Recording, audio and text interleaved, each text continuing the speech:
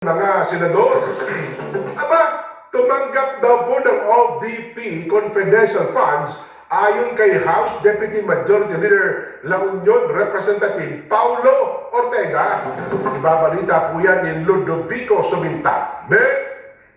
Ibinunyag ng isang leader ng Kamara na kabilang ang mga kapelyedo ng mga senador na nakalista na tumanggap ng confidential fund ng Office of the Vice President. Sinabi ni House Deputy Majority Leader La Union Representative Paulo Ortega, maliban sa mga naunang pangalan ng chicheria, bake shops at grocery items, ay kasama rin sa listahan na nakuha ng Kamara na tumanggap din umano ng confidential fund ng OVP ay mga kapelyedo ng mga senadora.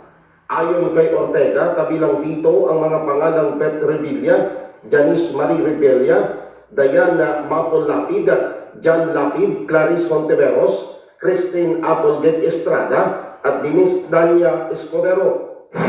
Pambihira na dami pa yung apelyido ng ating mga state na senador. Ganyan po kagarapal ang listahan na supposed to be beneficiaries ng OVP. Hindi nakakatawa ang paulit-ulit na paggamit ng peking pangalan na parang hinugot mula sa sine isang sa showbiz. Inihayag ni Ortega, batay sa record ng House Committee on Good Government na nag-imbestiga sa issue ng confidential fund ng OVP na ginamit na batayan ng impeachment complaint laban kay VP Sara, 1,992 ang nakalistang recipient ng confidential fund ng OVP, 1,322 ang walang birth record. Hiniling naman ng Duterte Youth Party List sa Commission on Appointments na ipagpaliban ang pagkumpirma kina COMELEC Commissioners Noli Pipo at Norina Casingala dahil sa pagpirma sa resolusyong nagsususpinde sa pagproklama sa kanila bilang nanalo sa eleksyon 2025. Bahagi sina Pipo at Casingal sa National Board of Canvassers na nagsuspinde sa proklamasyon dahil sa mga petisyong isinampa laban sa Duterte Youth.